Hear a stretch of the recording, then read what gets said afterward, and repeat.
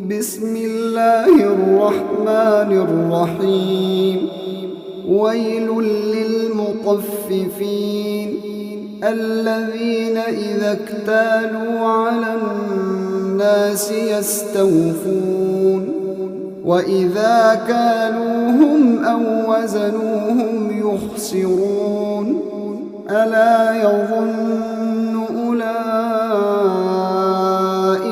أنهم مبعوثون ليوم عظيم يوم يقوم الناس لرب العالمين.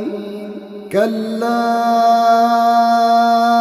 إن كتاب الفجار لفي سجين وما أدراك ما سجين كتاب مرقوم. ويل يومئذ للمكذبين الذين يكذبون بيوم الدين وما يكذب به إلا كل معتد أثيم. إذا تتلى عليه آياتنا قال أساطير الأولين كلا بل ران على قلوبهم ما كانوا يكسبون. كلا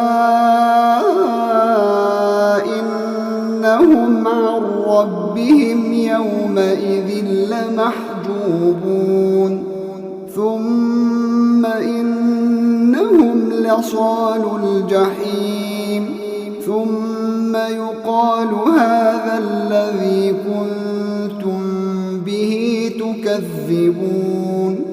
كلا إن كتاب الأبرار لفي عليين وما أدراك ما عليون كتاب مرقوم يشهده المقربون. إن الأبرار لفي نعيم على الأرائك ينظرون تعرف في وجوههم نضرة النعيم يسقون من رحيق مختوم ختامه مسك وفي ذلك فليتنافس المتنافسون. ومزاجه من تسنيم عينا يشرب بها المقربون. إن الذين أجرموا كانوا من الذين آمنوا يضحكون وإذا مروا بهم يتغامزون وإذا انقلبوا إلى أهلهم انقلبوا فكهين وإذا رأوهم قالوا إن هؤلاء لضالون. وما